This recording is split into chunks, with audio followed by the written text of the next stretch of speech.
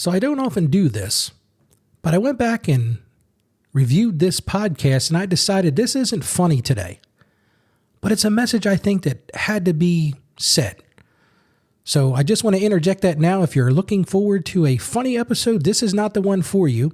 That was my intention when I started, but I really feel like I hit some good things here, so I didn't just want to start over. So bear with me today as I get a little less funny. I hope you enjoy it. Let's face it, folks, we've all heard some outrageous business myths that have made us scratch our heads in disbelief. Well, get ready to have a good laugh today as we debunk some of the most common business myths out there. But don't worry, we're not going to leave you empty-handed at the end. We're also going to provide you with some actionable steps you can take to navigate the world of business with wisdom and success. So grab a cup of coffee, sit back, and let's dive right in. Welcome to the Ask Ralph podcast. We're listening to an experienced financial professional with over 30 years of experience can help you make sense of confusing questions, current headlines, and industry trends about taxes, small business, financial decision-making, investment strategies, and even the art of proper budgeting. Ask Ralph makes the complex simple by sharing his real-world knowledge from a Christian perspective with all things financial. Now here's your host, Ralph Estep Jr. Welcome back to another Wacky Wednesday episode of the show where we take a little departure from the normal and try to have some levity and some lightheartedness today. So before we dive into these business myths, here's a little teaser question for you. What do you get when you cross a penny-pinching accountant with a comedian? Well, you're about to find out as we debunk these hilarious business myths. So let's start with myth number one. I love this one. You have to spend money to make money. Oh, the irony to that. As a Christian podcast, we know the value of stewardship. And one of the biggest myths out there is that you have to throw your hard-earned money into every business opportunity that comes your way. But let me tell you a secret. Wise investment and strategic financial decisions are the real keys to success. You don't have to just throw your money blindly after things that might not work. So instead of blindly spending, take the time to research and evaluate potential opportunities. Look for ways to minimize risk and maximize returns. It's all part of your stewardship. Remember, being a good steward means making informed decisions with your resources.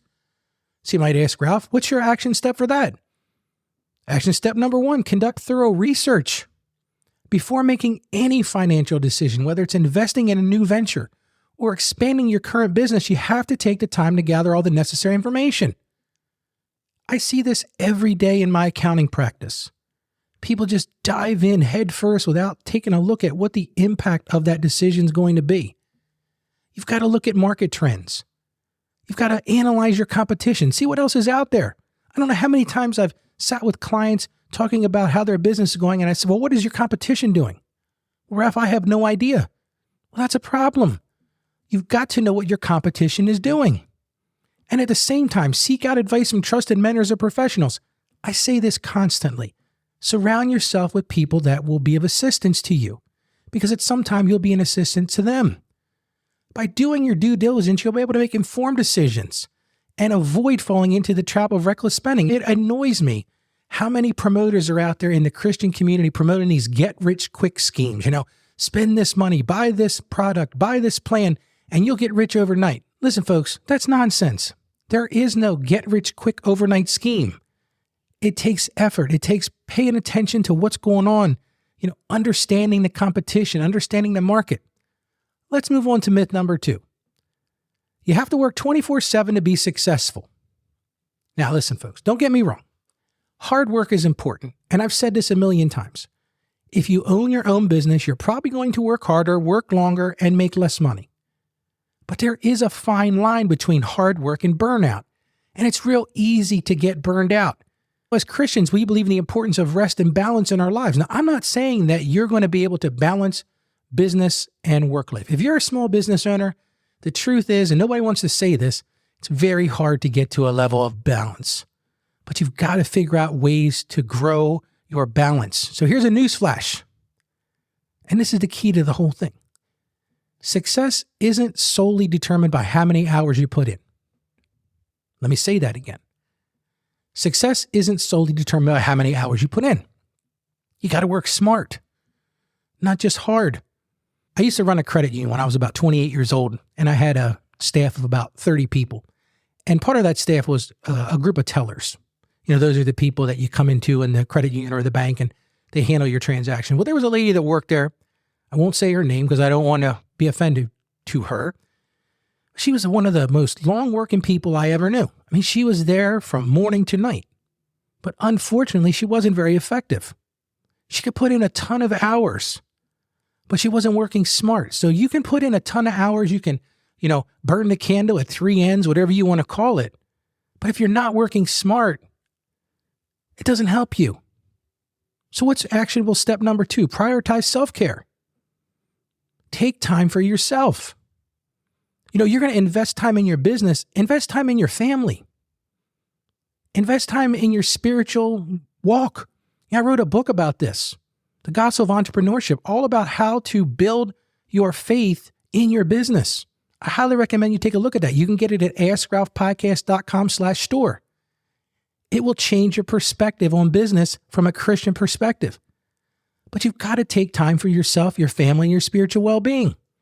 You got to set boundaries and create a schedule that allows for rest and rejuvenation. Now, that doesn't mean that you're not going to work hard. That doesn't mean you're not going to put in a ton of hours, but you've got to find time to center yourself and focus yourself.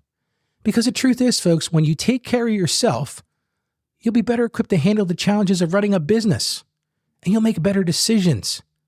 If you don't take care of yourself, you're not going to be able to make those decisions. If you've got employees and you're not taking care of yourself, your employees are going to suffer. Let's move on to myth number 3. This one's a tough one. Failure is the end of the road. Oh, how wrong that myth is. There are times in my life when I've failed. If we're all being honest, we've all had failures. To be completely truthful, I've never been a great father. It's been tough for me. I consider that a failure. Now, every day I work hard to try to improve that situation, but failure doesn't have to be the end of the road. In fact, failure can be one of the greatest teachers on your journey to success. Some of the most successful business people I've known are people that struck out the first time. They failed. They didn't do well. An idea they had didn't take off. They went bankrupt sometimes. Their businesses closed. But it's in that failure that you can learn something. It can be your greatest teacher on the journey to success. Truth is, as Christians, we believe in the power of redemption and second chances. So don't let your fear of failure hold you back from pursuing your dreams. I said I wasn't a great father. It never made sense to me. So what did I do? Well, I studied. I figured out ways to do better. My kids are now older. I have one child that's 22 and one that's 26. I can't go back and fix those things, but I can improve upon them moving forward. So I use those failures as a teacher for moving forward. So what's the actionable step here? It's pretty simple. Embrace failure as a learning opportunity. When things don't go as planned, take time to reflect. Look at them. Why didn't they go as planned? We spend a lot of time building plans of we're going to do this and we're going to do that. But how often do we sit back after and analyze what happened? You got to learn from your mistakes. Make adjustments. Figure out what worked. Figure out what didn't work. And then move forward. Don't just stop. Failure isn't a place to stop. Surround yourself with a supportive community that encourages you to get back up and try again. It is so important. You think about an analogy like this. When a person plays baseball. I played baseball when I was a kid. There was no expectation that every time I got in that batter's box, I was going to hit a home run. In fact, I didn't hit a home run until I was 18 years old. I had a lot of at-bats before then. But if I had stopped, if I hadn't gone back out to that batter's box and took a swing, I'd have never hit that home run. It's the same thing in your business, the same thing in your life. You can't let failures define you. Can't let them make you stop. Now, you might be saying, oh, today's Wacky Wednesday, but Ralph's getting a little serious. Well, maybe it's time to get serious, folks. Because not everything's funny. But it's a departure from what we usually talk about, so we're trying to make some levity here. But the truth is, don't let failures define you. Remember, it's not about how many times you fail.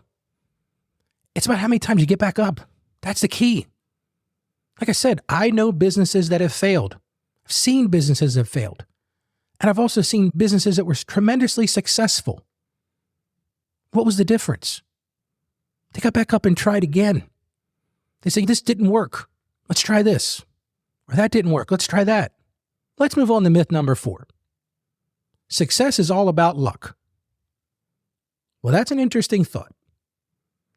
This is a myth that often discourages people from taking risks and pursuing their goals. Look, if you think it's all about luck, you're wrong. It's not all about luck. There is some luck into it. I'm not going to argue with that. But success is a combination of hard work, perseverance, and God's guidance. It's those things combined. It's not just luck. It's not dumb luck. There are times when you'll get lucky on something. I've been lucky in my life. There's been times when I put something together and I didn't think it would ever work, but it worked. Maybe that was luck. Was it hard work? Sure. Perseverance? Yeah. Maybe even the bigger thing is it was God's plan for me. It was my purpose. The truth is, as Christians, we believe that God has a plan for each of us. And He equips us with the skills and opportunities we need to succeed, but we have to use them. You got to ask God, look, what is it you got for me today, God? I know it's not about luck. Give me the wisdom to make better decisions. Give me the wisdom to work harder in my business. Give me the wisdom to treat my employees better. Give me the wisdom to treat my customers better. Show me how to make this work. So obviously, my action step here is seek God's guidance. Pray for wisdom. As Christians, we need to have discernment as we navigate the business world. You don't have to check your Christianity at the door. One of the strongest things you have in your arsenal is your Christian faith. That can make you successful just there, because if you seek God's guidance, He's going to give you wisdom and show you how to make it work. You got to trust that God will lead you in the right direction, and He will open doors for you. But in order to do that, you've got to listen to Him. You've got to spend time in His Word. Stay connected to your faith community and seek counsel from those who share your values. Because in the end, this is the truth. When you align your business decision with God's guidance, success becomes more than just luck. It's not just luck. It's divine journey. Now, I know I got a little deep today and I took a little departure from the usual wacky Wednesday, but my heart was just telling me that I needed to say those things about these business myths, because they can hold us back. They can make us stop. They can make us refuse to move forward. But if we overcome those things and we see them as challenges to overcome, boy, we can achieve huge success. So I hope that this business myth discussion provided you with some valuable insights and some action steps. Remember, being financially savvy goes hand in hand with staying true to your Christian values. I'll remind you again, you can visit our website. That's at AskRalphPodcast.com. One of the things that a lot of people don't know is we got almost 300 episodes out there. You can go back and listen to all kinds of episodes about all kinds of topics related to finance or business growth or motivation. And I encourage you to go back and check those out. Now listen, I'm going to be honest. I wasn't too great at the delivery back then, and some of the audio seems a little hokey, but the messages were strong. And hopefully today we're doing a better job. But while you're at our website, sign up for our email list. We're running a $25 Amazon gift card drawing every week. We're trying to build listenership. We're trying to get people to get engaged with our program. We're also starting a question of the month, and we encourage you to leave us a voicemail message on the podcast site by clicking on that icon down in the bottom right that looks like a microphone. Just leave us a message. Hey, Ralph, here's the answer to this month's question. So here's the question. What do you find is the most difficult part of creating and, more importantly, living by a budget? We need your answers by March 1st, and we'll discuss the answers on the show in March, so don't forget to leave your answers. So let's recap what we covered today. We debunked the myths that you have to spend money to make money. We debunked the myth that you have to work 24/7 to be successful. We debunked the myth that failure is the end of the road, and we debunked the myth that success is all about luck. I hope you can take these actionable steps to conduct thorough research, prioritize self-care, embrace failure as a learning opportunity, and seek God's guidance. Remember, mastering your finances is not just about accumulating wealth, but also about aligning your financial decisions with your Christian values. That's where you'll see value. That's where you'll see success. So go out there, debunk these myths, and make wise choices. And as I always say, stay financially savvy, stay faithful, and may God bless you abundantly. Thank you for joining us on the Ask Ralph podcast. And with a simple click to subscribe, we'll invite you back to our next episode. And remember, financial issues don't have to be complicated. Just ask Ralph. The information contained in this episode of Ask Ralph is based on data available as of the date of its release. Saggio Accounting Plus and Ask Ralph Media Inc. is under no obligation to update this content if changes occur. Applying this information to your specific situation requires careful consideration of all facts and circumstances, and any information provided is not to be considered as financial, tax, or legal advice. Please consult your tax advisor or attorney before acting on any material covered.